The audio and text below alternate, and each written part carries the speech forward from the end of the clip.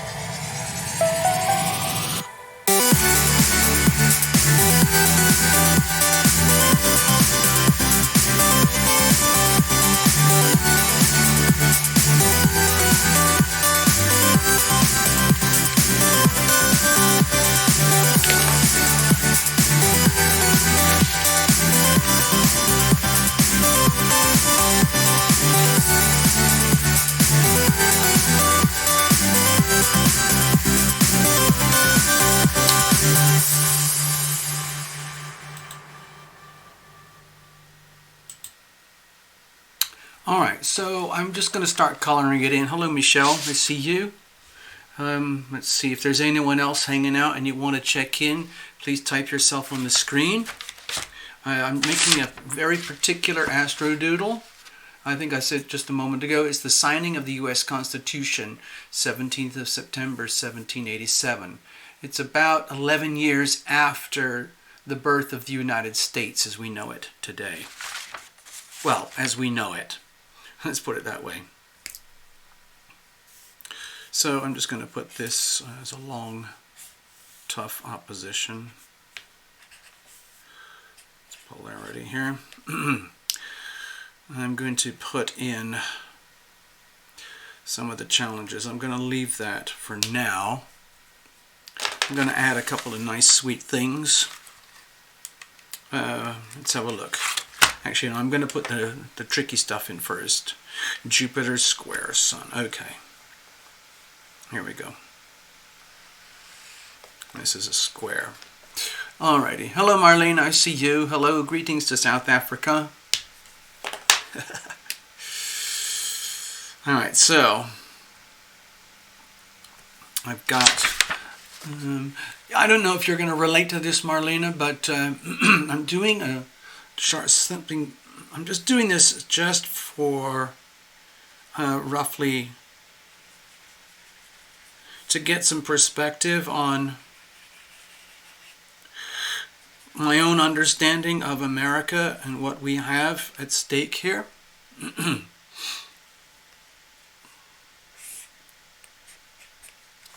So, okay, so this is my old note. Oh yeah, and Saturn is retrograde. I'm going to mark that. Saturn is retrograde. Otherwise, pretty much everything else is going direct. I'm pretty sure. No, Neptune is retrograde. Okay. So, over here, greetings everyone. This is Terlumination. Hold on, let me just check in with you so you know it's actually me. Hello, let's see.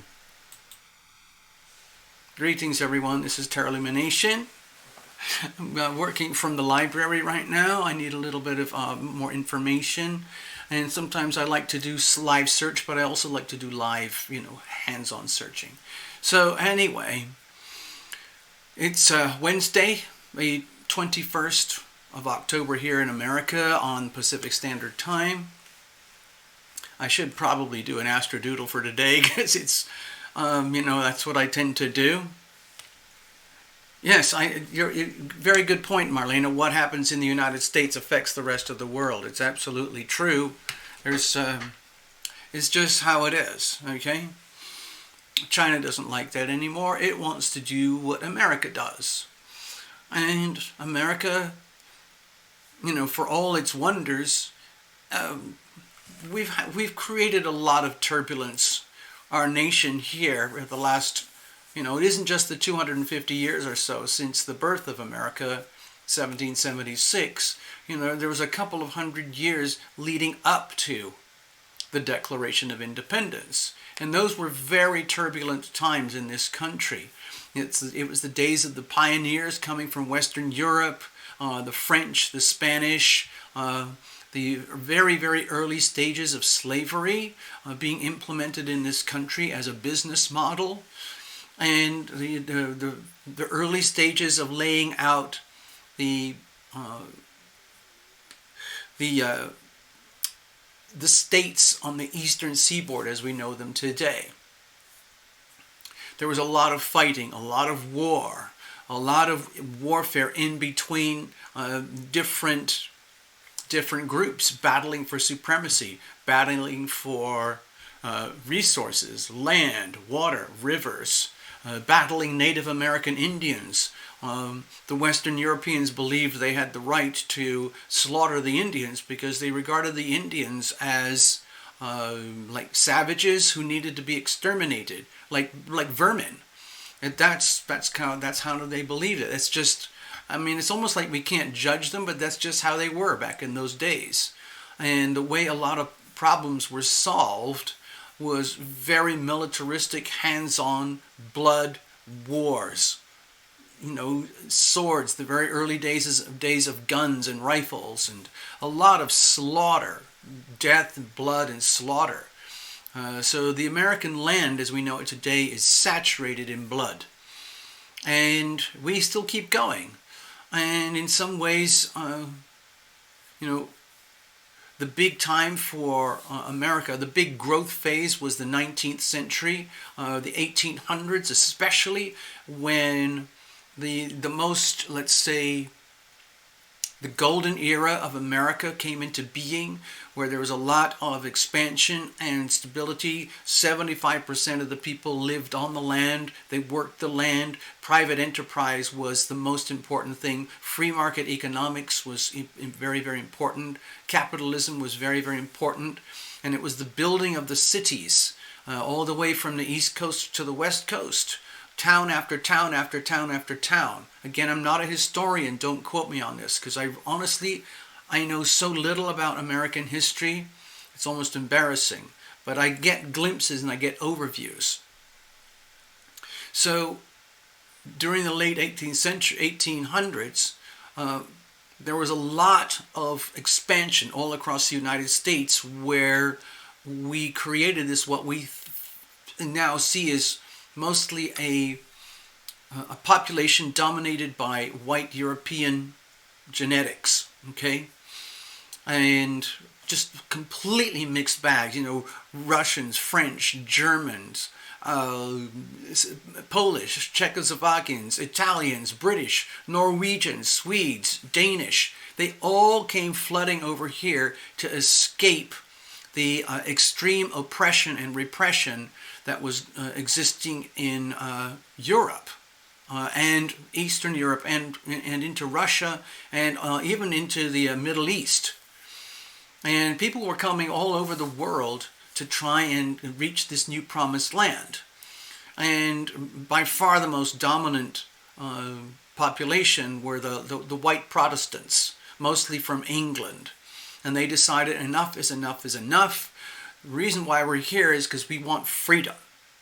We want freedom of expression. We want freedom and independence for we the people. And we've talked about this many times before. And we the people still exists. We still have this thing. It's called our Constitution. Okay, it comes straight out of the library over here. Top shelf, third row back, up there. This is still a living, breathing thing, but it's in a coma right now. It's very, very diseased. It's heavily diseased. It's like having almost like inoperable, metastatic, terminal cancer. Every aspect of the good thing that they built in the Constitution has been eroded, corroded, perverted, undermined, usurped, shoved aside, ignored, violated, to the point where America is unrecognizable. We have certain characteristics that people recognize about America across the world. We have, relatively speaking, quite a lot of independence and the opportunities here, for free market enterprise and so on. But the world has changed a lot since America came into being officially 250 years later. In world history, that's not very long. In human history, that's nothing. But here we are today. We're heading towards the end of an era. It is literally the end of an era. We're looking at the end of a Pluto cycle, about 250 years. And the beginning of a new Pluto cycle, which is going to be in a roughly, I'll show you some dates in a minute, but I'm kind of building up to that, 2023 and into 2024. And between now and then, we have roughly 3.5 to 4 years of birthing pains, as a lot of things about America are going to die away as we know them, and a lot of new things are going to be reborn into America that we can't fully predict yet. It's going to be a mixed bag. That's my feeling. And so let me go to the chart here. I just want to show you something. Okay.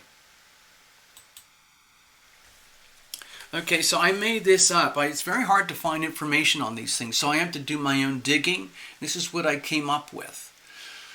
I created a solar chart here, very simplistic kind of solar chart for the birth of and the signing of the U.S. Constitution. So for the signing of the U.S. Constitution to actually happen, the United States had to go through 11 years of turbulence, a lot of turbulence, okay, where America was starting to learn how to define itself. And from when America started, okay, when America started, let's forget Donald for a moment, over here, that was on the 4th of July, 1776. And before this happened, there was a lot of turbulence in America as well, where we, the people, basically a tight organization of leaders composed of the dominant white European Protestants and very, very conservative groups of people who were very, very determined to have wealth and stability and a lot of independence for free trade and marketing and agriculture. And so that's what they built, that's what they established. And they created this world where we are no longer going to be slaves or servants to the monarchies and the dictatorships and the totalitarian monsters over in Eastern Europe, Western Europe, Russia, and so on, which had gone completely berserk and out of control. The British Empire was extremely powerful, covered the whole world, and these folks, they decided, no, we want our own place. We don't want to be slaves to the British, monarchy. So they created this thing, all right? And the moment that they created it, it was already heading into trouble because it was extremely well crafted and extremely well thought out. Okay, so just so you can see here,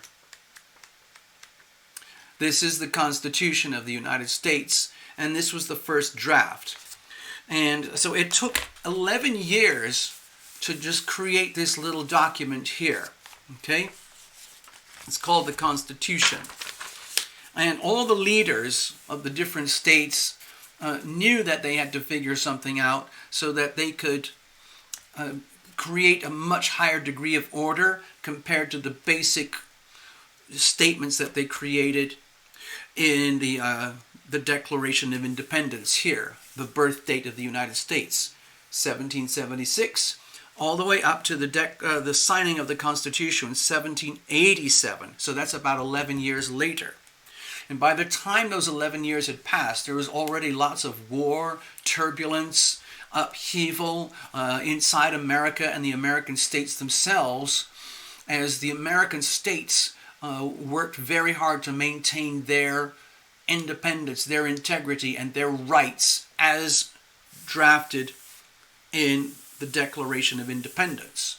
And yet at the same time, because they were creating something brand new that had never been seen on Earth before, they also planted the seeds for creative destruction, like a very, very powerful evolutionary prerogative for the United States to constantly check and verify itself for everything that it's doing wonderful, that is right and shiny and creative and really benevolent for themselves and the world, okay? Sun in Cancer, Mercury in Cancer, Venus in Cancer, Jupiter in Cancer. That's a huge pile of energy regarding nurture and home and stability and comfort. And that was heavily contrasted by Pluto and Capricorn here. So anything and any time that we, the people, screw up, we will be informed by the amazingly powerful Pluto in Capricorn, 27 degrees here. And that is what is happening right now today. It started in 2008 when Pluto was right here.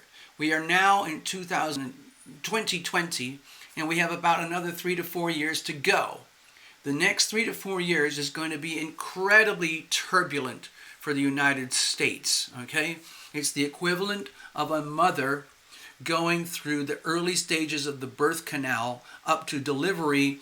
It's like being pregnant, and we're going into the death of the old America and the rebirth of the new America. It's happening right now All of us are alive to witness this, okay? So, this highly challenging aspect is built in to the American identity. And as soon as America gave birth to itself, this became activated on a much more powerful scale. And the Pluto and Capricorn prerogative is basically the intention to destroy anything and everything that stops it from having a very powerful, governing body. In other words, the federal government. And the problem with the United States is that they created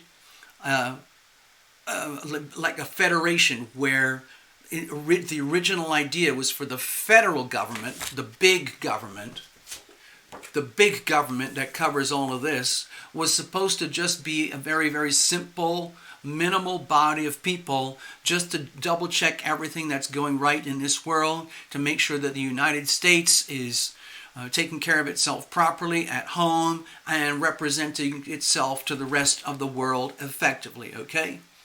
And our founding fathers had no idea how successful their original model would be. But they also did not have any idea, truthfully, how turbulent it would be because they had set such incredibly high standards for themselves, these egalitarian standards of we the people. So as soon as they gave birth to America, 1776, they went through years and years of turbulence to get to the point of this, the signing of the U.S. Constitution.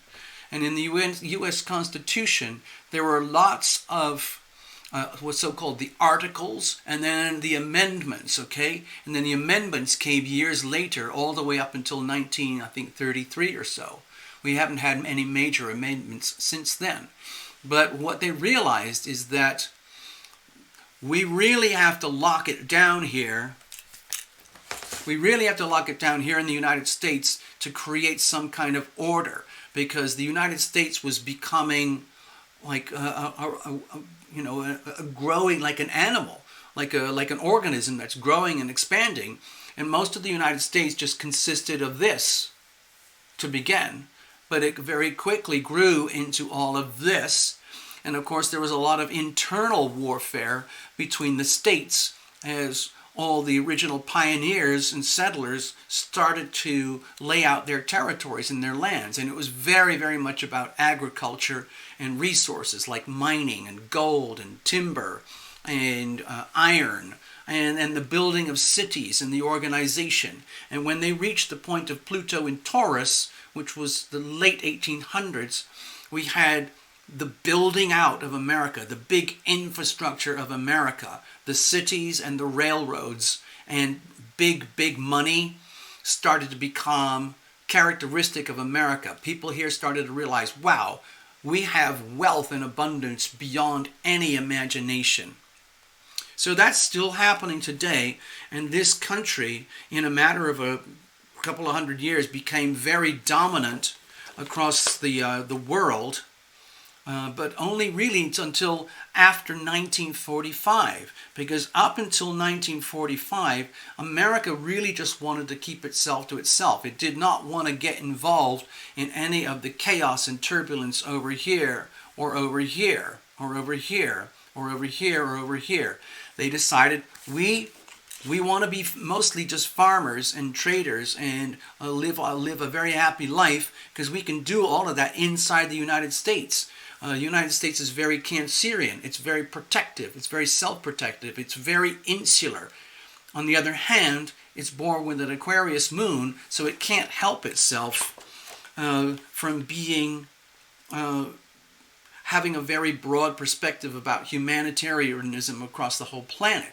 So America has a very mixed characteristic of genuinely, authentically wanting what is good for we the people, and once they figured out how well it works, they wanted to propagate this model across the rest of the world, because everyone else in the world was starting to realize, wow, this is really cool. We the people can have a chance to be ourselves.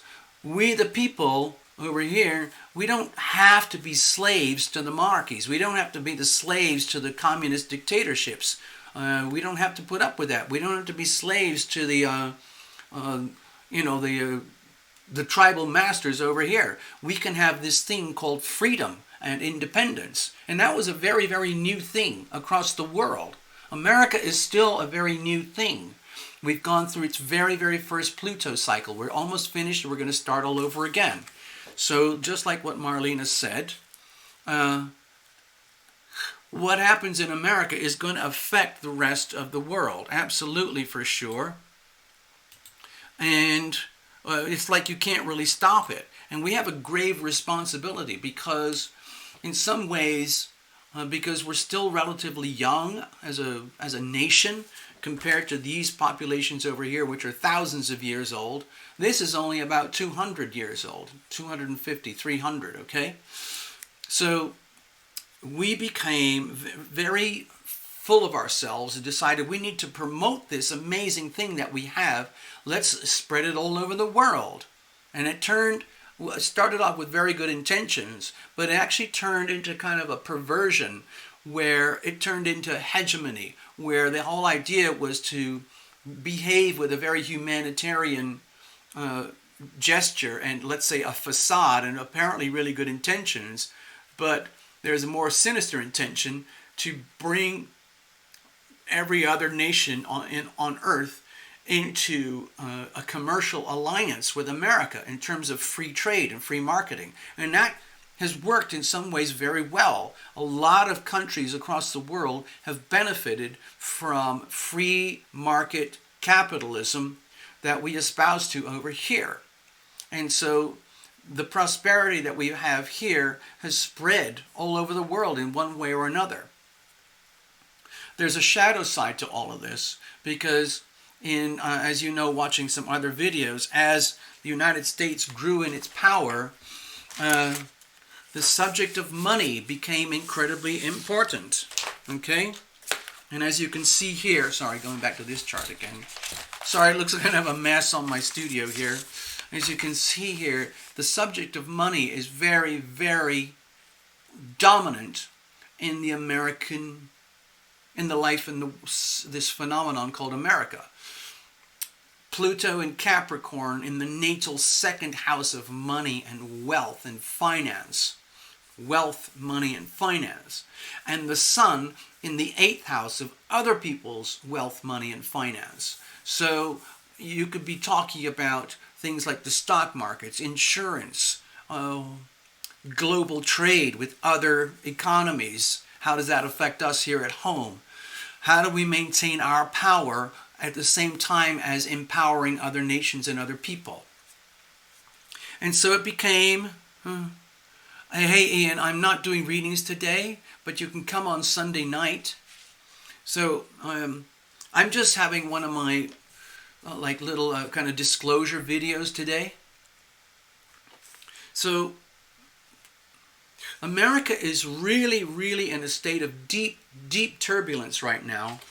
And it's no coincidence when you look at the charts and the planets that are happening today right now. There's a tremendous pressure on this part of the United States. It's almost unbearable pressure, and Mars is in Aries over here squaring at. Okay. Hi Ian. We start at 5 p.m. Pacific Standard Time. Okay. So, just like I predicted, October is also turning into a very turbulent month. We're halfway through the month. We still got a couple more weeks to go, and then we're going to be at the moment of the American election on November 3rd.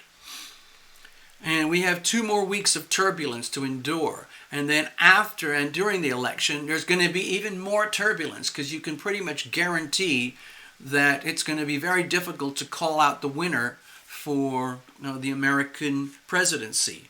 No matter who wins, it's going to be a highly, highly contested election.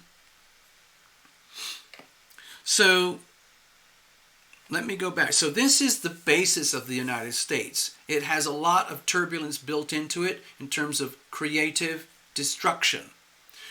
And so long as this works harmoniously, it's incredibly effective.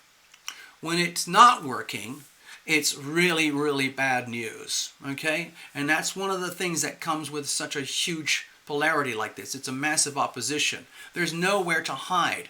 Anything and everything that happens in America that's really bad almost always comes to the surface one way or another, just like it's happening today.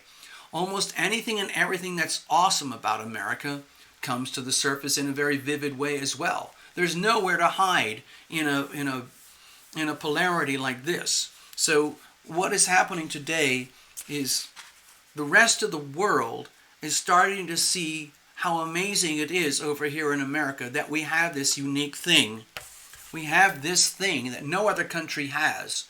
Other countries have something similar that they have modeled on this, but one of the big differences is the right to bear arms. Okay, in the United States, our Constitution, this thing here, that was drafted 1787, it's still today, we the people, we have the right to bear arms.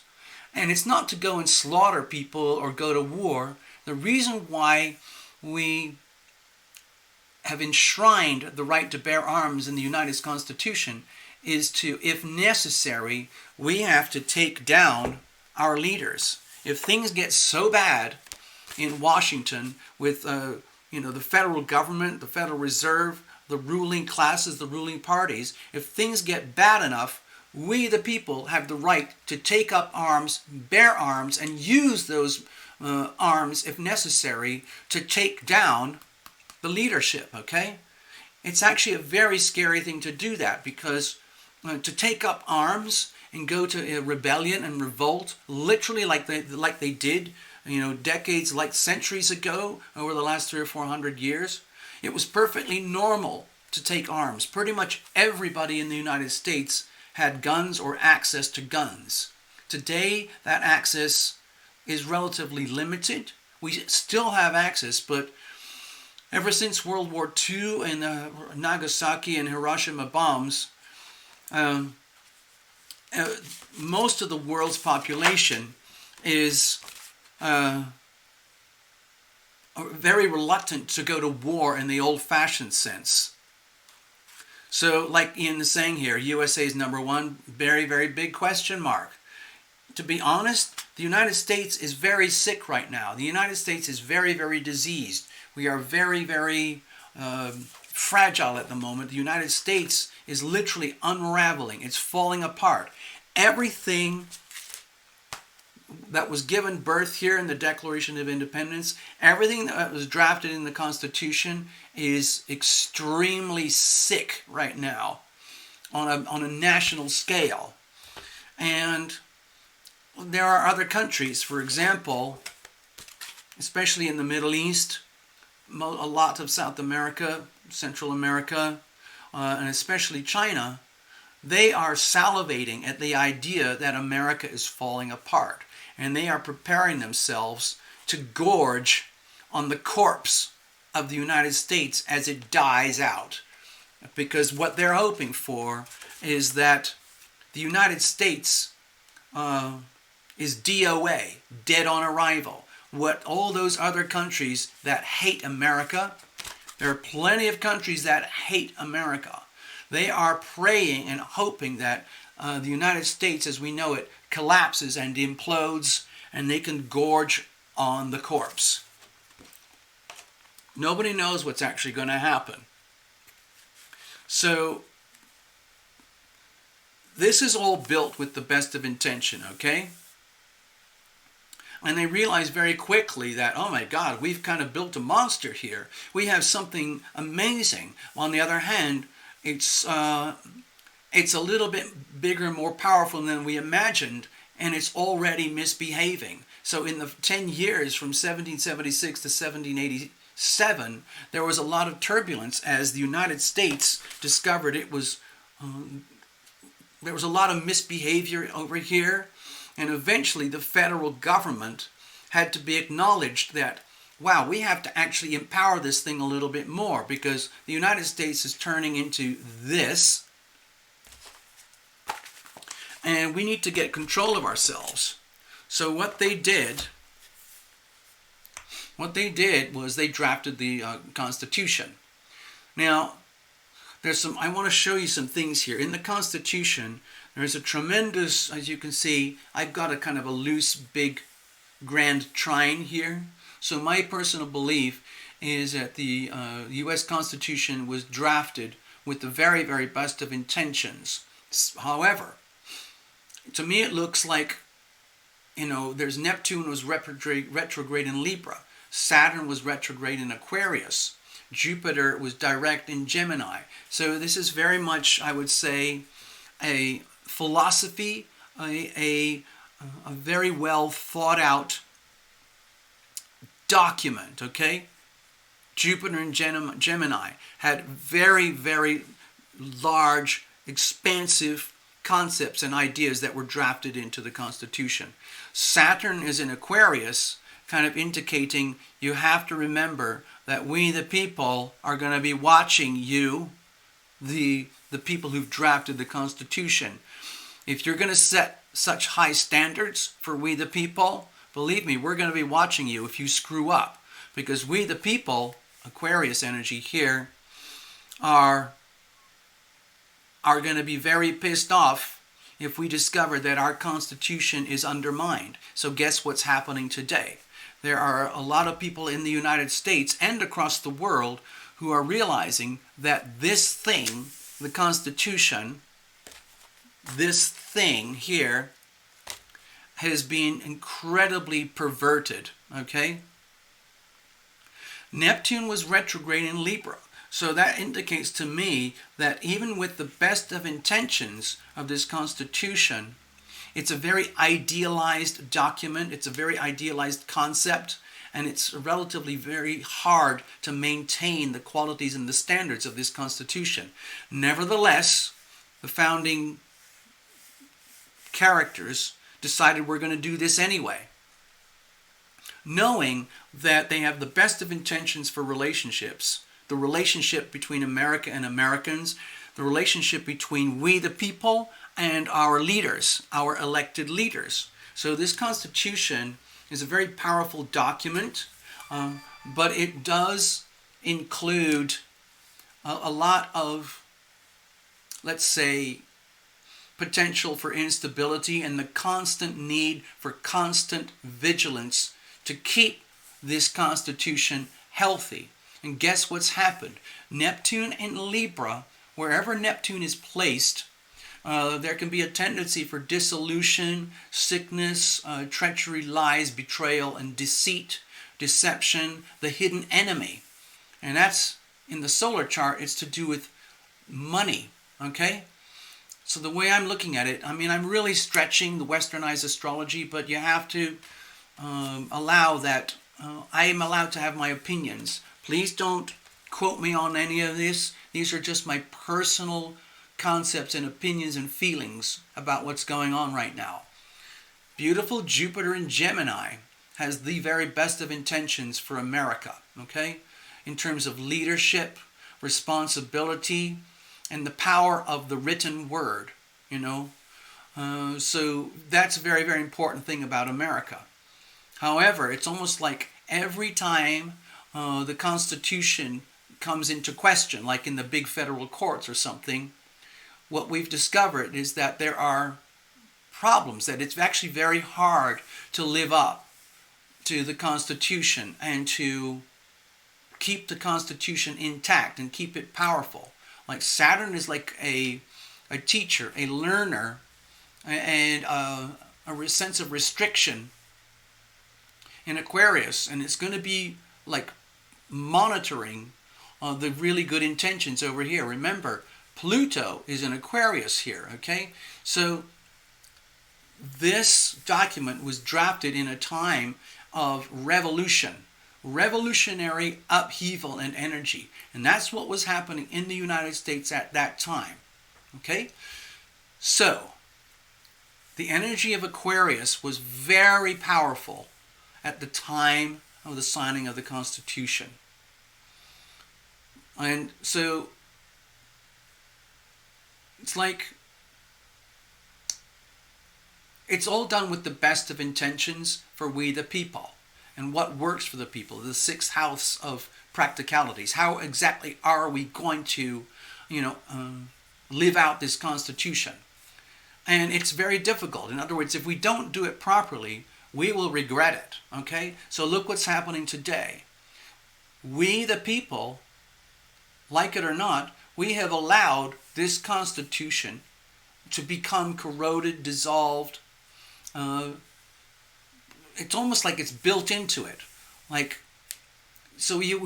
other words, we the people, we have to be constantly vigilant, because creating this thing in the first place was a monumental event in global history, and it kind of changed the way the rest of the world works. But it's incredibly hard with these placements here and here. It's actually really hard to maintain the integrity of this Constitution.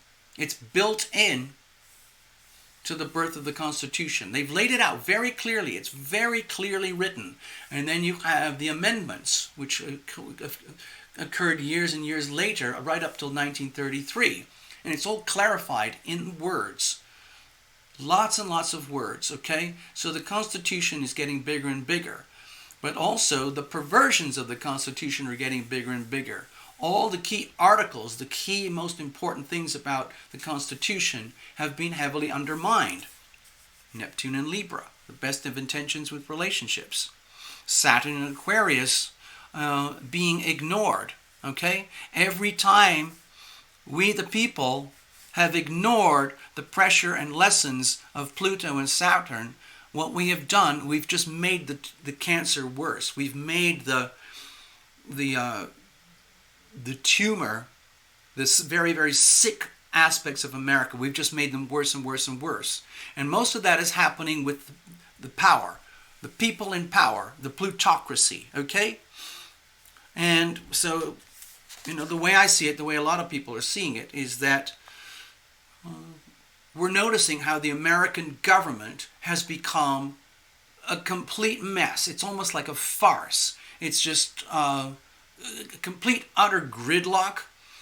And the people who are salivating, they want this whole thing to collapse. They want all of this to collapse because the plutocrats, in other words, the people who want to take absolute power and control over here, they're trying to turn the United States of America into China-erica, where they have massive totalitarian dictatorships from the federal government, the Federal Reserve, and three very, very, very big corporatocracies. One is GOOGLE, the other one is FACEBOOK, and the other one is TWITTER, and all the handful of big corporations that go along with it. Okay, they're very, very, they are representing the shadow side of Pluto and Capricorn here, and their pressure is going to increase and increase. So I don't know if any of you noticed, I was informed very recently that some of the executives from the FB company and the GGL company and the TWTR company, they're all being subpoenaed to come to Washington and to answer questions posed by the federal government about basically, who do you think you are? What do you think you're doing? What gives you the power to do what you do? What gives you the right? Okay, I'm going to get personal now. Hold on. Okay, so I'm getting kind of into the depth of my rant here. So those huge corporations, it's kind of like what happened with Microsoft decades ago, when Microsoft was starting to become so powerful that other companies were complaining that Microsoft has turned into a monopoly.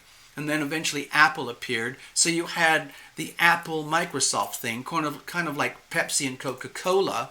They more or less do the same thing. Microsoft was more or less first out of the box, and Microsoft has still massive world dominance, even though Apple is still perceived as like one of the biggest companies on earth. So right now, the way I'm seeing it is that everything is exactly as it should be.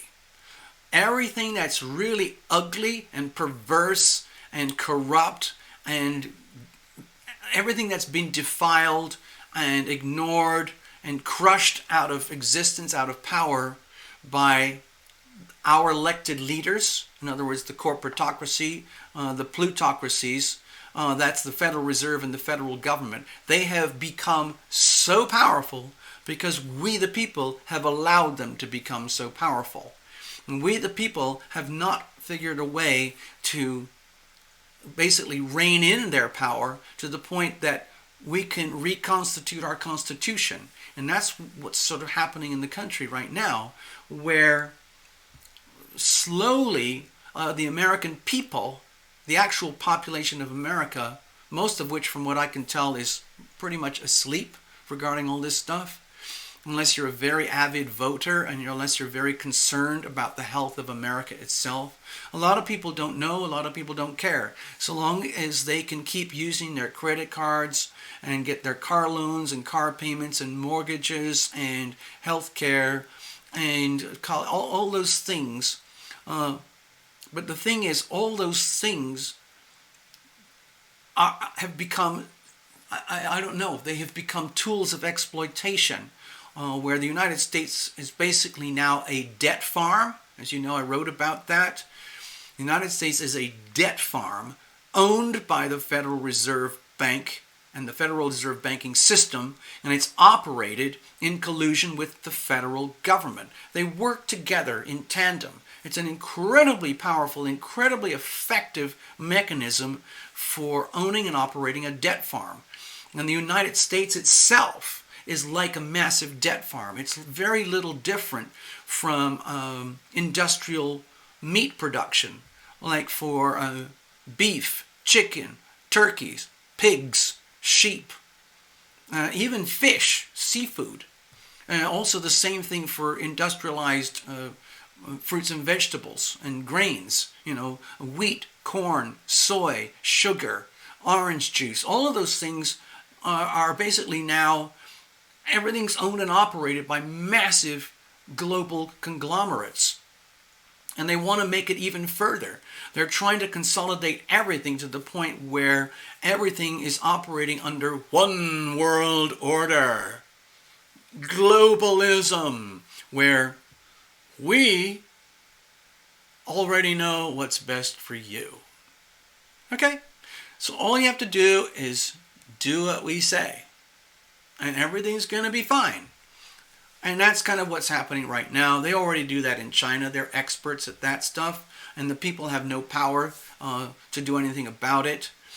We've talked about that on other videos. In the United States, we the people actually do have the right and the ability to call into question our leaders.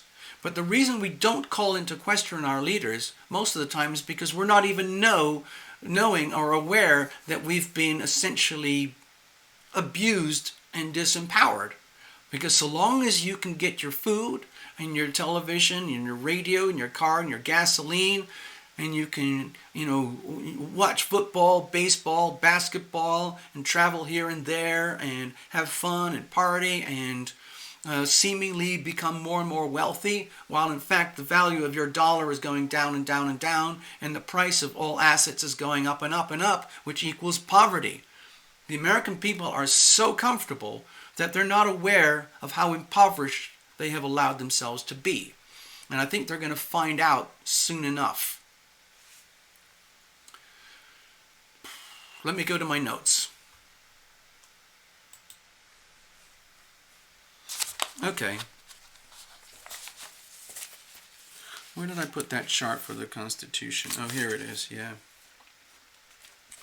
Okay, so we'll probably be using this again in the future. Let me go to this thing over here. I'm done with this one. Hold on. That one's done. Those were my notes before the show.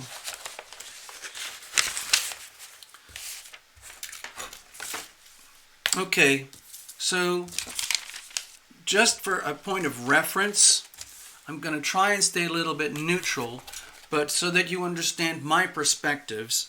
I'm an American citizen. I was born over here. I've lived over here, here, here, and here.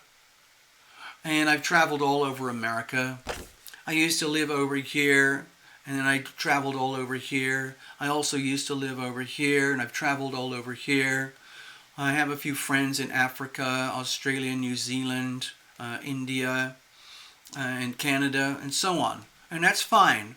So I've been a bit of a nomad. I've had lots of different jobs. I find it very difficult to keep a strong foothold on this planet. And I've realized in my later years that I am extremely fortunate because I enjoyed some of the best things that the United States has to offer. And now I'm seeing how corroded and fragile and chaotic things have become over here. And it's really heartbreaking and it's tragic for me. Because if you know me better, you'd realize that I have a very profound connection with the United States. If you look at my charts, for example, and you look at the United States and things like that, it's very obvious to me that I've had multiple other lifetimes inside the United States, also here and here, a lot of the times in a very, perhaps fragile conditions, but I know that I was around during the time of the Constitution and during the time of the birth of America. I'm very aware of that, and I know that I've bared arms before. I've been killed, and I have killed using arms in order to protect and defend my rights as a person. I just know that in my body. I don't have to do a past life regression. I've already got very vivid recollections. So, today, fast forward to today, okay? I didn't even put the date on here, did I? Let me make an actual date here so that we know where we are. So you can see it on paper. Hold on. Tarot Illumination. Today's date is 21st of October, 2020. So right now, like a lot of people, I'm staying out of trouble as much as I can. We're building up to the elections in the next 2 weeks. I forecast quite a while ago that October was going to be a very turbulent month. And lo and behold, it is very turbulent. A lot of it you might not be seeing because a lot of the turbulence that I'm witnessing is happening behind the scenes in terms of global finance, especially global finance, which is, like it or not, it's very heavily connected to global politics. So what's happening today, in case you're not aware, all month of October and all the rest of this month, we have huge meetings going on, huge conventions going on between all the big power players for the global banking world and everything that goes with it politically. So, what have I learned from this? Because I'm interested in this stuff because I'm concerned about wealth and money and finance. I don't like being poor. I don't want to be poor. I'm sick of being impoverished by the Federal Reserve and the federal government in the way they operate the economy. If we had a genuine, healthy economy, my life would be very, very different now, the way contracts work and the way that money works in America. But anyway, there's no point in moaning. We are where we are today, right now. And so, for example, we've been having these big meetings between the World Economic Forum and the IMF, which is the International Monetary Fund, and the BIS, the Bank of International Settlements. And it's all happening over here. There's another big one happening over here, but that's a different story. The big one that's happening over here is basically a gathering of all the world's top money people trying to have a big conversation about figuring out what the bleep are we going to do now. Because in case you hadn't noticed it, global finances are in a state of chaos, turbulence, and upheaval. So the IMF in particular, the IMF, International Monetary Fund, is at the very epicenter of all of this. And one of the, the managing director, her name is Kristalina Georgieva, she has made these very broad, open speeches to the world, to the IMF, okay? Hold on, let me connect with you guys. Oh, I need a beverage. Stay there. I'm having my electrolytes.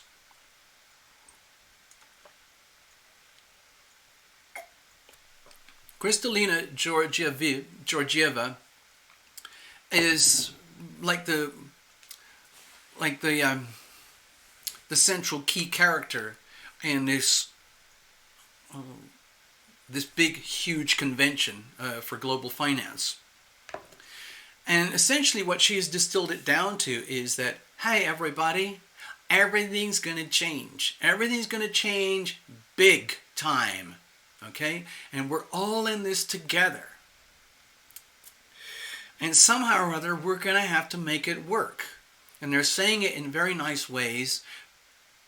What they're meaning to say is like, we have to find ways to make it work for us. Why are they saying that we have to find ways to make it work for us? Is because the global financial system as we know it, which is a massive, basically, a system of fraud. They use fiat currencies all over the world now. They have fractional reserve banking all over the world.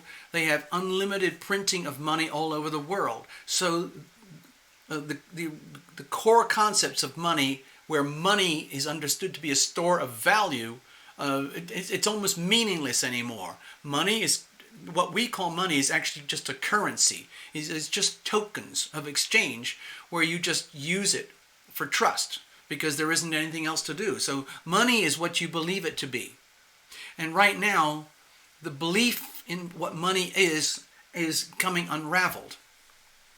And especially since, I say, 1913, when the United States Federal Reserve was born, and then up to 1971, when everything kind of imploded and they kind of gave up, the Federal Reserve and the federal government have become so big and so egregious in their behavior that they were just printing more and more money, creating more and more debt, especially after 1945, when they just started going berserk.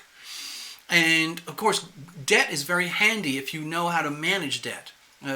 Debt can be a very useful, powerful tool, but the people who like to lend the money, it's almost impossible to resist the lure of having all the returns from being a lender and then getting all the money. The lenders basically issue currency out of thin air, and then the lenders collect hard money in return. So that's how the rich get richer and the poor stay poor. In the United States, they have perfected this to the art. It's an unbelievable art form. It's very elaborate and it's almost invisible. It's almost like this amazing facade. America seems to be getting richer and richer.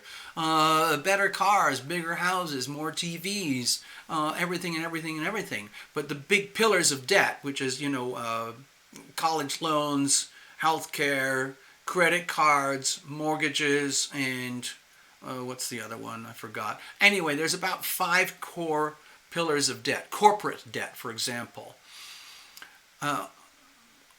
All of that is based on clicking a button, issuing currency to anybody and anyone who wants it, and so-called qualifies if you have a good credit score.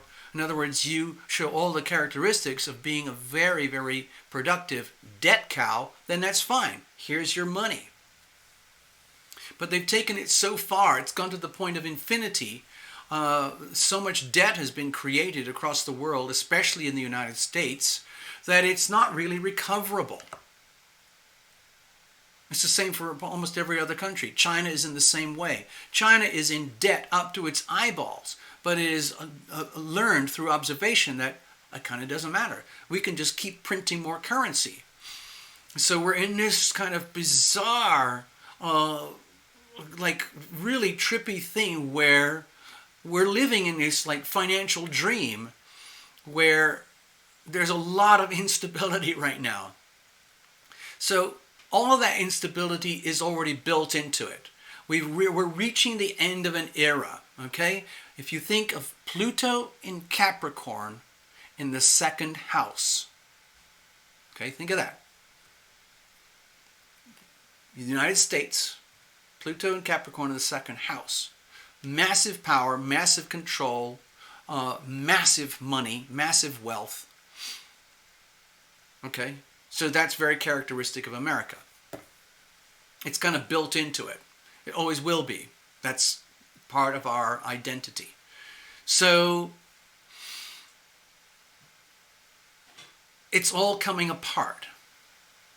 The global financial system is coming apart. It's coming apart on its own because it has already reached the limits of its capability to keep functioning anymore. It's the same thing that happened with the collapse of the Egyptian Empire, the Greek Empire, the Roman Empire, the Austro-Hungarian Empire, the French and Spanish, Portuguese empires, and most notably the British Empire. And right now what's happening is that China is hoping that the American empire is going to implode in the classic way through irreconcilable debt.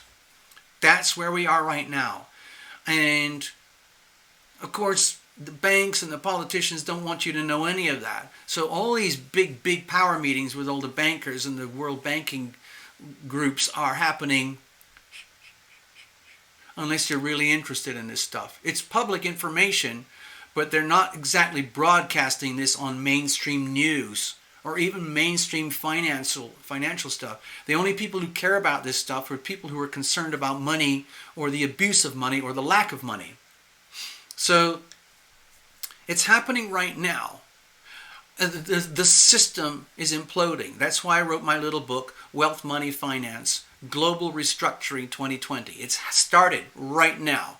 These are the early stages of America going through the birth canal. It's going to be an extremely painful birthing process as America gives birth to itself again at the beginning of the new Pluto cycle.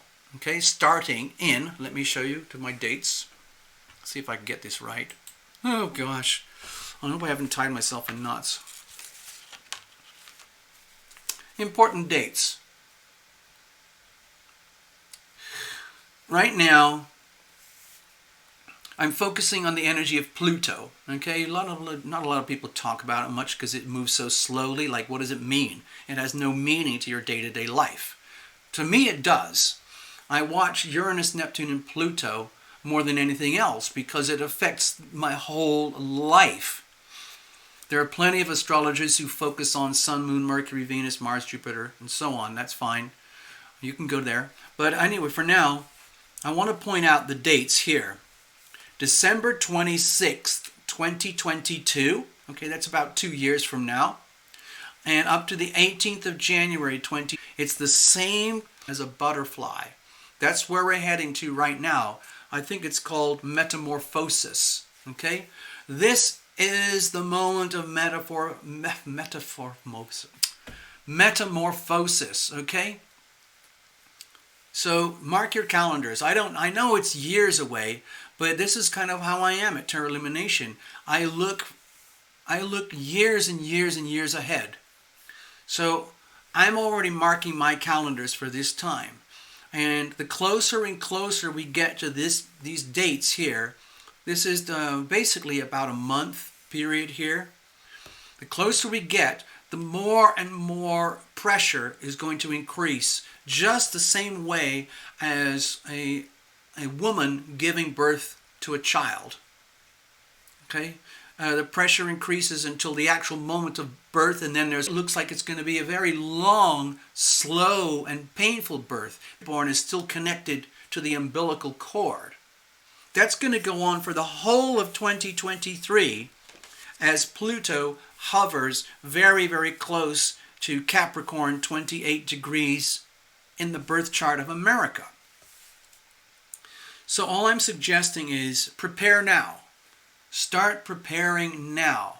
Basically, 2023, we have a 20-year cycle for Pluto in Aquarius. So guess what?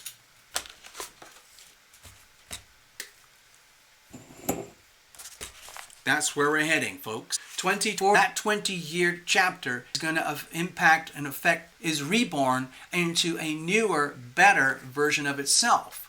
But going back to what I was talking about earlier, Aquarius is the energy of revolution.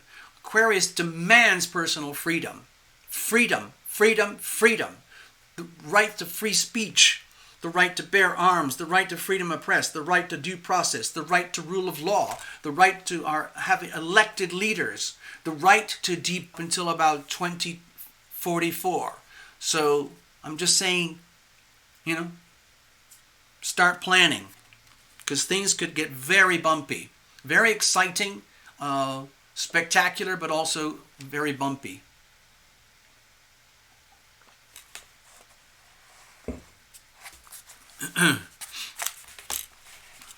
Let me pull out another little note. I wasn't going to share this one, but I'm going to do it now. So, these are just my personal notes because I'm paying attention to these things because I feel like I have to. Because if I don't, I'm going to be on the wrong side of the equation. There's going to be, it's almost like the rebirth of America where things become wonderful again. But for that to happen, the old stuff has to die off. And the old stuff is basically, sorry, let me just do this here. I'm going to do this personally. The old stuff that is starting to implode is the Federal Reserve and the federal government. Everybody on Earth is aware that America is convulsing and kind of imploding like a very sick animal that is on its last legs and it's starting to collapse. And that's part of our birthing process. It's just so overwhelming that we have to lay down on the ground, become almost totally powerless as we go through the rebirthing process. Pregnant mothers are highly vulnerable. Pregnant animals are highly, highly vulnerable. Okay? So the predators, hint, hint, CHINA, and all the extreme totalitarian regimes are hovering like vultures, hoping that America dies, and that when it dies, they're just going to go swoop in and take everything. And that'll be the death of America. Unless we the people say no. Okay? There are a lot of people inside the United States who are very comfortable and who are eager to say no. Millions of people in America, some people call it the silent majority, but it's basically a body of people who basically mind their own business. Okay? They abide by the law. They pay their taxes. They maintain their health and their homes and their families. They do everything in very, let's say, noble, honest ways that are the highest levels of integrity that they can manage for themselves as people. And over the next few years, they're going to start to realize this. Well, actually, this year, it's already building up. There's enough people who are building up momentum where they're saying, you know what? This is so bad that we're going to have to take down the Federal Reserve. We're going to have to take down the federal government. Because if we, the people, don't do that, we're just going to give birth to a freaking monster. God help me. God help us, our channel. God help. I'm just voicing opinions here. I'm not trying to recruit votes, or I'm not trying to influence voting or anything like that. So anyway, apart from the natural implosion and collapse of the American system, the American federal government, the American Federal Reserve, and the American way, it is imploding. It's like a controlled implosion, like when they demolish those skyscrapers. It's that kind of thing, turning to rubble. And just like the Tower card in tarot, it's a rebirth. We take all the rubble and we rebuild something new. So it's a tremendous time of tremendous opportunity, as the death of the old and the birth of the new. And they're happening simultaneously. The death of the old is happening at the same time as the birth of the new is coming into being. So, with the major obvious institutions that everybody understands are corrupt and divisive and have created a tremendously perverse, unbalanced economy where there's just a handful, literally a few hundred elites at the very top and a few 100,000 elites near there, but everyone else is essentially middle class or working class in some form or another with very little power. A lot of our powers and our rights have been stripped away from us, and we have allowed that to happen. But something that happened, now I'm not doing a promotion campaign for any of this, something happened in 2008. You all know, if you watch the channel, Pluto went into Capricorn, and at that moment, if you watch the movies Margin Call or The Big Short, you can relive what happened in America at that time, where the American financial system imploded momentarily. And the Federal Reserve banks came in and they bailed out the big banks and the big corporations. In an honest, open economy, in a free market capitalist economy, those banks and that government would have been allowed to collapse and implode in a very natural way, in a very natural, organic kind of way. And then you just step back and then you start to rebuild. But the thing is, this concept of too big to fail came into being because everything imploded. There was so much money and so many people, especially at the very, very top, who were really losing it. The stock market collapsed. People were losing their pension funds, their IRAs, their 401k accounts, their retirement, everything. It was demolished, okay? That's microscopic. That was just like the wake-up call. Ding, ding, ding, ding, ding. Pluto in Capricorn is here. Reality check police are here, especially 2020. Kerblam. Watch yourselves. So that's what's happening right now. Global Restructuring 2020. Thank you very much. Plug for the book, blah, blah, blah, and all that. We're in it right now. And you can correlate the implosion with this beautiful coincidence to the spamdemic, scandemic, plandemic, the beer flu, the China virus, all of those things, COVID-19, whatever it is. It's like, that's the big distraction, because there are certain people who believe that the massive convulsive changes that are happening in the global financial system are part of the plan. Everything has to implode so that we can create a new monster, a bigger, badder, more efficient monster than ever before. So that's what they're trying to do. It's already happening. Across the world, all the major central banks are starting to plan or activate their CBDCs, central bank digital currencies. And those are all based on traditional currency. In other words, fiat currency, fake money, money that's printed and made out and issued as debt up to infinity. So basically, the IMF and the G20 and the global financial system is trying to keep their system going at the same time that it's inevitably collapsing. Now, there's a catalyst to all this kind of implosion, and that's happening because there are enough people who've decided we don't want fake money anymore. We're sick of the Federal Reserve. We're sick of the federal government. We're sick of all this perpetual debt. We're sick of our money being, we're sick of our currency depreciating, okay? Because the value of the American dollar, the power of the American dollar, what it can do in terms of purchasing power, has gone from here to here. And that's all deliberate. That's all deliberate because that's how the banks, the bankers, the Federal Reserve, and the federal government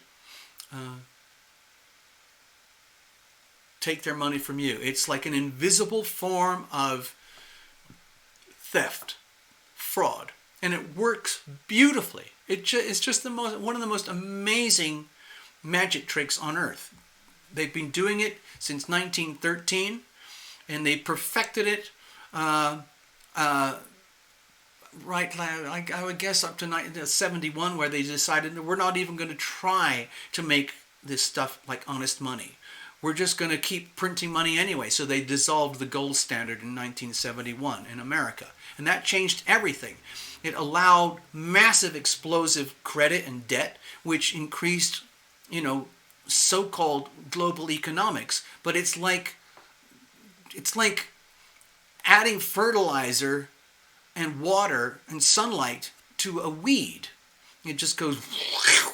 We're now at the point where that weed has taken over the whole planet and it's become an invasive species. Every country has copied the United States in the process.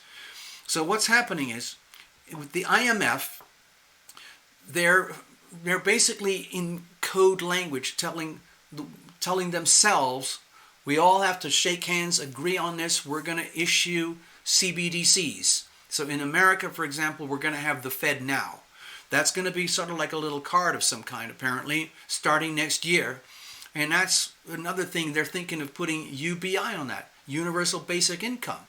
And it sounds wonderful, and maybe it is. But it's also a trap, because what they do in China, for example, with their CBDC, is that it's an experiment, and it's working. Okay, it's actually working, because they're testing it live now. Is it in Shanghai or Chengdu?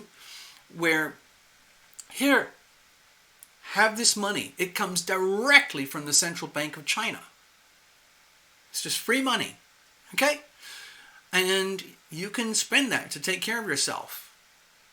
But they're not really telling people, by the way, the money is programmed. It's programmable.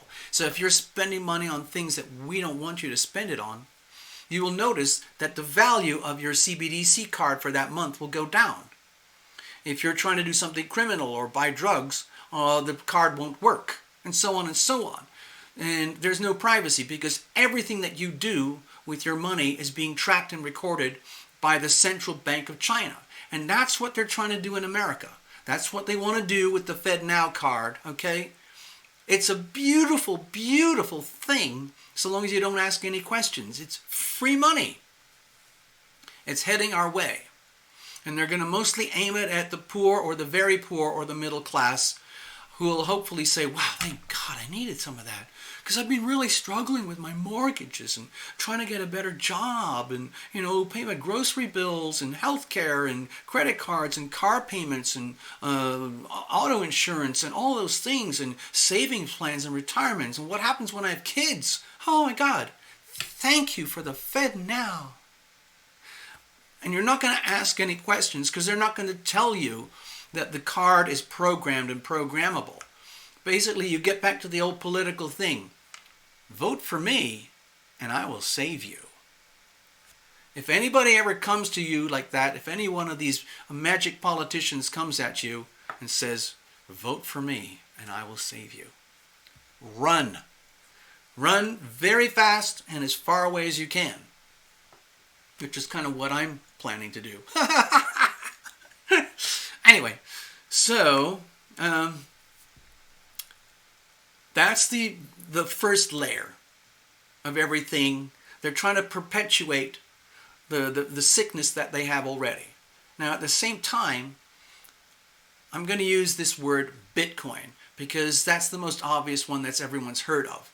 It's called a digital currency, and it's a manufactured designed currency to simulate gold, which is considered to be honest money, God's money, true money.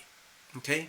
I know gold is awkward, but if you go back, 50, 100, 150 years before, if you go back into America before 1933, gold was the currency. And the currency is money. Money was the currency. They had honest money.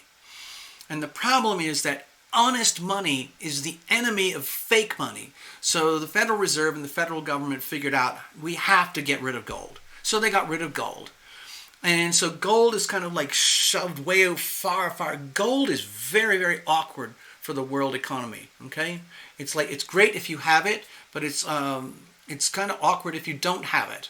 So anyway, we're at this point now where some smart people decided we have to create honest money, because it doesn't exist anymore. There's no such thing as honest money anymore. The only honest money anymore is if you happen to own it, which is gold and silver and land, or real estate or properties or intellectual properties that generate income or have true actual value. Things like that. That's real wealth. Also having really healthy employment. That you can call that wealth as well. But I'm talking about ownership of assets. In other words, after you've gone out to work for money, and now that you have money, which is actually currency, and you realize that the value of my currency just keeps going down and down and down and down and down, what are you going to do with that? So the more people in America are starting to realize, my God, my American dollar is turning into toilet paper, like in Venezuela, like in Zimbabwe, like in Tehran, and a few other, like it was in Greece, okay? Most Americans are not aware, okay? Because so long as they think that, I don't know, so long as they think they can have a, I don't want to punish Americans. Anyway, so just after the implosion, in other words, Pluto in Capricorn, 0 to 5 degrees, okay, it's about, about 12 years ago, this new form of electronic digital honest money was created. And they call it a Bitcoin. And it's like it's a digital thing where it has genuine value. People have invested in it. It's grown and grown to the point where it's now considered an asset. Okay, it has enough credibility on the global scale to be considered an asset, and it's kind of designed electronically through algorithms and computer code to behave like gold. So there's only a limited amount. There's only a limited amount of Bitcoin in the whole world. And the more and more and more that is issued and mined and brought out of the digital code, the harder and harder it is to get the next Bitcoin, just like it is with gold. And the more and more demand for the Bitcoin, and the less the supply, the more the value of the Bitcoin is going up. So look at the world today. Bitcoin today is trading on the open markets for almost $12,000 per coin. I think that's what it is. $12,000. And it started at 0 and it went to a few bucks, a few hundred eventually, and I think it went to 17,000 in like 2018, but it went down because people started to wake up and they started to realize, oh my God, especially around 2012, people started realizing we have a serious problem. That's when Uranus hit Aries, by the way, 0 degrees. So right now we have this new thing called Bitcoin, and that has given birth to multiple other things called cryptocurrencies. And they're called cryptocurrencies because the whole idea is that they're supposed to be encrypted, secret, private, impervious to the federal government and the Federal Reserve and the banks, okay? The whole idea was to have private, genuine, honest money for we the people. And just as happens with almost anything that has pure intentions, it became perverted and so on. So there's a lot of, let's say, shady stuff that goes in the world of cryptos. But as more and more regulation starts to be imposed in the world of global banking and cryptocurrencies, we're starting to see these cryptocurrencies become more and more relevant. And it's becoming so relevant now that the IMF, the International Monetary Fund, and all the world's top banks, and the G20, all the top global economies are all gathered together right now, here in October, trying to figure out what are we going to do. The IMF and the world's central banks have already made kind of a pact, an agreement. We're going to keep doing what we do. We're going to go to the next level. We're going to issue CBDCs, central bank digital currencies. And it's going to look like, it's going to behave just like regular currency, but it's going to be digital and it is programmable. So it's basically like living under a communist totalitarian regime, just like they have in China. And they're going to try and spread this all over the world, okay? Chinerica, okay? So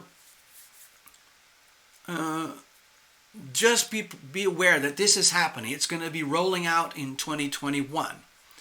And now at the same time, the lords of finance are aware that there's an enemy. The enemy is honest money. The enemy is gold, silver, assets, genuine cryptocurrencies, functionality, okay?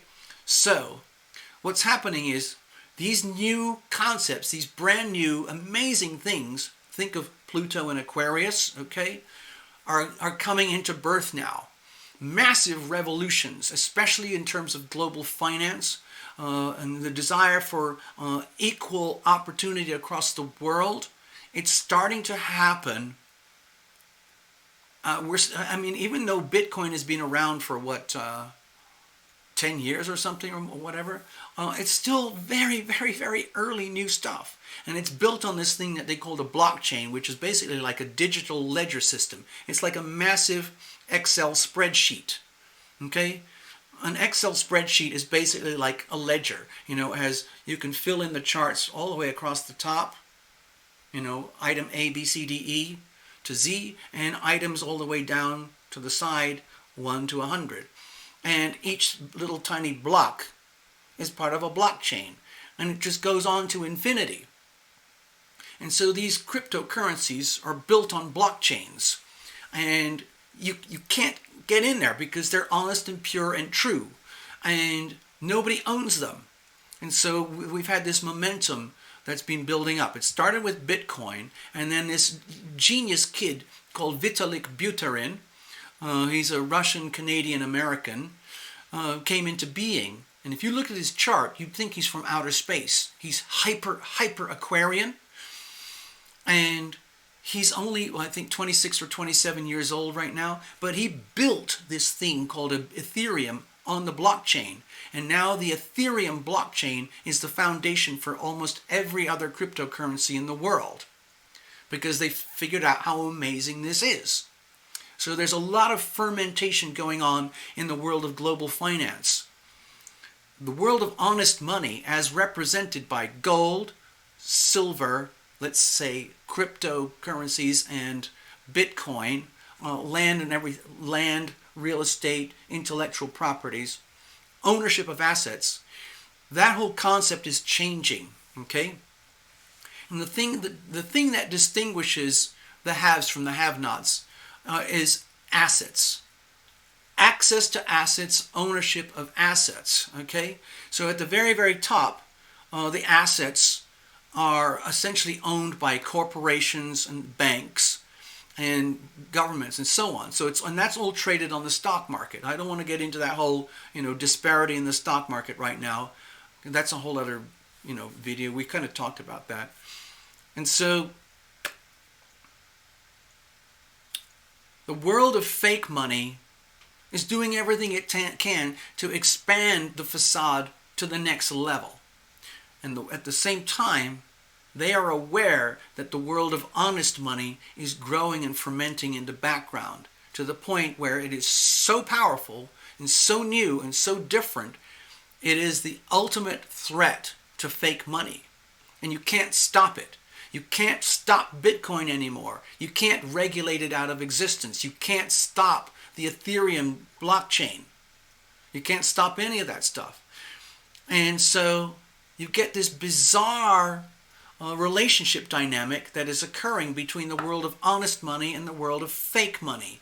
And they are realizing that the world of fake money is realizing that we can't get rid of the honest money people. We can't regulate them out of existence. So we have to find a way to work in parallel.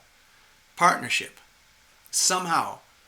It's still very early days. Nobody's figured it out. There are a few operations and cryptocurrencies and coins and companies that are highly, highly advanced in the world of honest money. And they are working their way around the world, and they've already left very big footprints all around the world in the global banking system and the payment processing systems.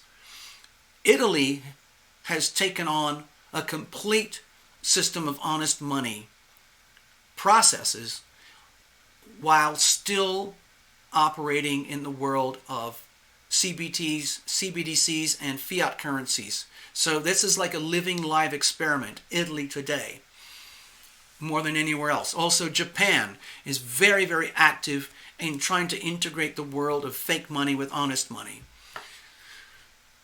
Because it's inevitable. It has to happen. America is staying back, because they're going to watch what these people are doing and how it looks. But eventually America is going to be figuring out how, when, where to do the same thing.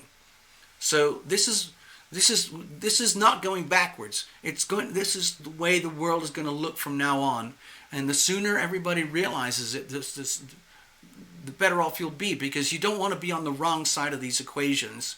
Otherwise, you end up being a debt slave, or debt cow, or owned as a slave in a slave camp. Where your rights, our Constitution, is dissolved into nothingness, and America turns into Chinerica. That's where we're headed right now. Let me go to my notes just a second. I had a couple of other things for you. So, right now, as we speak, at the IMF meetings over there in Europe, they're talking about what are the new rules for the global banking system. Are we going to have a gold standard again? There's actual talk. They're calling it, we need to do the Bretton Woods Agreement again. The Bretton Woods Agreement happened in 1944 in America, where all the world's banks and financial leaders came to this hotel over in New Hampshire, and they hashed out a deal about how they're going to control and manage the rest of the world's finances. Of course, they didn't tell anybody. They just figured it out between themselves. And the Bretton Woods Agreement in 1944 was drafted and agreed to, where America would be the world's reserve currency, and it would be backed up by gold. That's how we're going to lock it in for the rest of all time.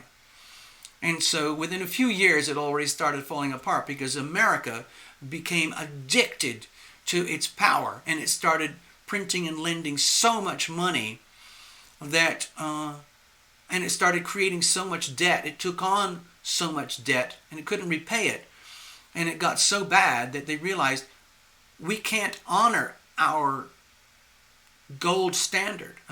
So we're going to have to, so what was the solution? Just obliterate the gold standard. And so the gold standard was abandoned in 1971. So the gold standard existed from 1944 until 1971 in parallel with the United States being the reserve currency for the world. After 1971, America went absolutely berserk with globalized and internal lending, and it kept printing more and more money. We're at the point now where an American dollar is worth this much compared to what it used to be worth, okay? Especially before 1933. So at the IMF, they're talking about new rules. They're talking about, shall we create a new gold standard? They might be considering using Bitcoin as a substitute gold standard. They're already talking about, for sure, it's absolutely certain, the whole world is going to switch over to CBDCs, central bank digital currencies. They're talking about two in particular. This one is called Stellar. It's a Stellar coin. And that's going to be the equivalent of like a universal coin that can be used throughout the global world payment systems, like, money exchanging, or sending friends overseas to sending money overseas to friends, like remittances.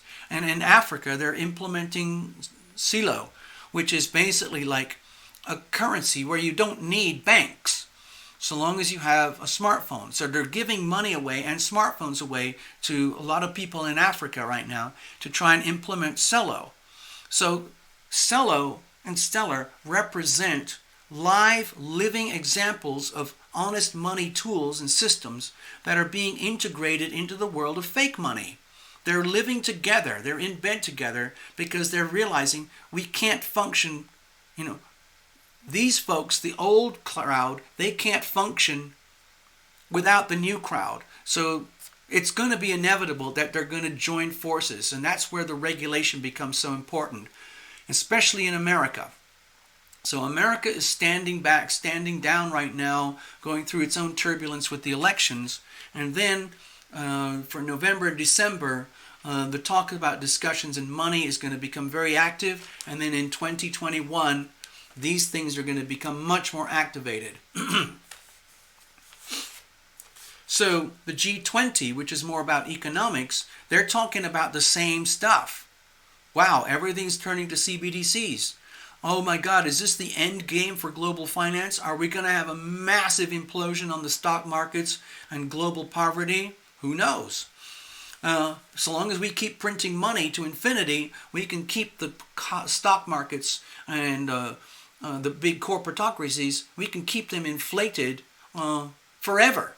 But the point is, it's an optical illusion. At some point, it will implode. Guaranteed. Absolutely guaranteed. The question is when. I've already given you a very, very important date over here. But again, I don't know. All I know is that these dates here are incredibly important in American history coming up. And that will affect the whole world. I wouldn't be surprised to see a lot of turbulence at that time. So the G20, the economic folks, they're trying to figure out, like, wow, we're heading towards an end game because the world of fake money is under so much pressure from the world of honest money. We don't know what to do. We don't actually know what's going to happen. So is it going to be good for gold? Is it going to be good for Bitcoin? Is it going to be good for these other coins, XRP, Stellar, Celo? Is it going to be good for DeFi? That's decentralized finance, where you can do the world of lending and borrowing without a bank. Banks are terrified that they're going to become irrelevant. That's how scary it is. They're trying to pretend that they're not scared, but they are. The big banks, the Bank of International Settlement, the International Monetary Fund, all the central banks are terrified that they're going to lose all their power to the world of honest money.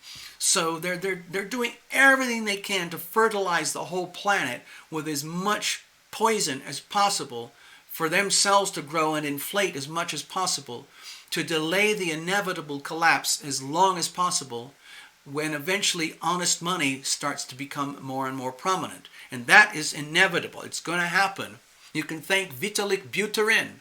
You can thank Satoshi Nakamoto, the invisible hero who invented Bitcoin. You can thank all the fintech companies that are creating the mechanisms and the tools for the new money to operate. And you can't stop it. It's beautiful. So it's going to be an amazing thing to witness. It's going to happen in our lifetimes right now. And the purpose of this video is to make you aware that this is happening. They're not putting any of this on the mainstream news. I have to do a lot of digging with my friends and loved ones and people who are actually really concerned about this stuff. And I'm trying to condense it and simplify it as much as possible. And so what am I going to do about all this? I'm doing the really basic stuff. I'm trying to learn more and more about finance, global finance, how to protect my money, my privacy, my physical self, how to grow, how to invest, how to change. What am I going to have to learn so that I can prosper and continue to live given the awareness that I have here? A lot of people won't know, they won't care. That's not my business, that's not my problem. I don't know how to help them. The big banks are hoping that nobody knows and nobody cares and that they're just going to go off and do their thing, and everyone will continue to be debt cows and slaves in a slave camp. That's what they want. They're already very, very good at it. They're just trying to keep it going as long as they can. But there is an end game. Okay, it's happening. There is an end game, and there's going to be the birth of the new and the death of the old. So you got this, okay? This is symbolic, by the way. This is highly symbolic for the world of money coming up to the future. Okay? It's happening now. What are you guys going to do about it? Are you going to turn into a prepper?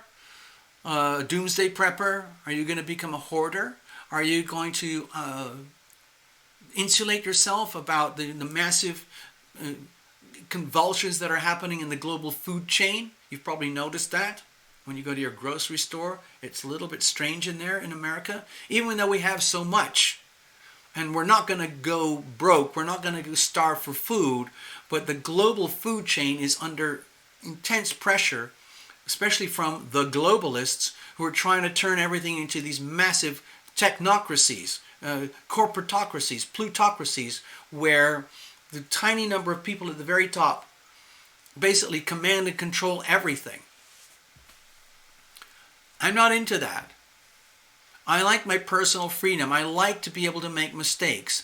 I like to be able to sleep at night knowing that I'm not being tracked and monitored through my computer and my phone 24/7, 365 to see if I'm a good little boy behaving according to my social, what do they call it? Social credibility score. Something like that. Like if you're a good little cow, if you're a good little dead cow, if you're a good little slave, then you will be rewarded with more Fed Now, with more CBDC money. UBI, have you heard of that? Universal Basic Income. It is now being tested in 15 cities across America, and some of it's happening independently. Some of it is being funded by this fellow, Jack Dorsey, who runs this multi-billion-dollar operation called TWITTER. You've probably heard how he completely censored this huge scandal regarding Son of Joe. Son of Joe is named Hunter. And some very despicable things have been exposed very recently, which we kind of all knew, that there are a lot of people inside America, especially very high up in academia, politics, and finance, and corporations, who are salivating at the moment where America collapses and they can turn it into China-Erica. So there's been a lot of censorship going on to try and shut down the truth, shut down the facts, so that the American people are dumb enough that they vote according to the way they're told to do by the mass media advertising, and they don't ask any questions about how incredibly polluted we have become in this country and how we have allowed ourselves to be completely overrun. They're actually, I don't want to get stuck on that because I'm going to start a whole other rant if we go there. So I'm going to stop that right now. In fact, I'm going to wrap up this video now. I think I've said enough about what I have to say. I hope you get some value out of this. I do this for myself because I want to be educated. I want to be aware of what's coming. I mean, I'm highly vulnerable. I am one of the most, I don't want to have a pity fest here, but I'm technically quite vulnerable to the nuances of what goes out there. And I'd like to become more self-empowered, more independent. I would like to have more and more sense of comfort that I can have freedom of speech, freedom of press, the right to protect and defend myself, the right to due process, the right to, let's say, opportunities, the way it was all built in the original Constitution and the birth of America and the Declaration of Independence. I like that stuff. It's really, really good stuff. There are a lot of people in the world who have tried to capture the essence. Look at Australia. They have something similar to America, but you can see how Australia has allowed their government to be completely whored out to, China. And it's very, very hard to undo those relationships once you have become impregnated or once you have taken the money, okay? It's all about bribery. It's the debt trap diplomacy. The folks from the CCP, Chinese Communist Party, they have this wonderful game they like to play. It's called bribery and corruption. And they offer millions of dollars to anybody they can in America to betray America. Betray your company, betray your family, betray your constitution, betray your ethics, okay? for a quick buck. It's a lot of money. So it's very hard for these people in power to resist, so they don't. Okay? It's a standard mechanism. It's bribery and corruption. It's been going on since the dawn of mankind. It's nasty stuff, but there's enough people in America who took the bait, took the money, that the United States has been heavily compromised. We have lost so much power, so much intellectual property, so much rights that you can't even measure it. And guess where all that transferred to? CHINA.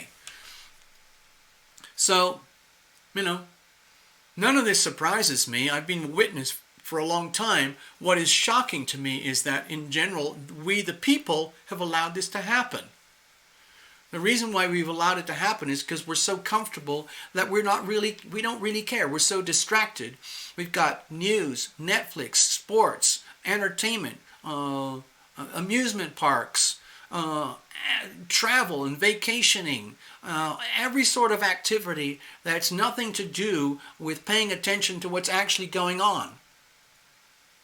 Anyway, that's another story. Did I mention earlier the big bosses from GOOGLE and FACEBOOK and TWITTER, they have been subpoenaed. They're going to answer questions about their monopolistic behavior and the extreme perversions of power and the extreme censorship that's going on in defiance of the Constitution. It's getting ugly. We'll see what happens. Anyway, I'm thank you for listening. I hope you enjoyed this. For the few people who get the notifications, thank you for being here. Spread the word. Okay? I haven't seen much going on in the chat. I guess I just hogged the whole show for myself. So anyway, thank you very much. I'm going to just wrap this up now. Let me see. I'm going to play out with just a sweet tune. Okay? Hope you don't mind. Take care, everyone. Look after yourselves. Be loving. Be loved. Be strong.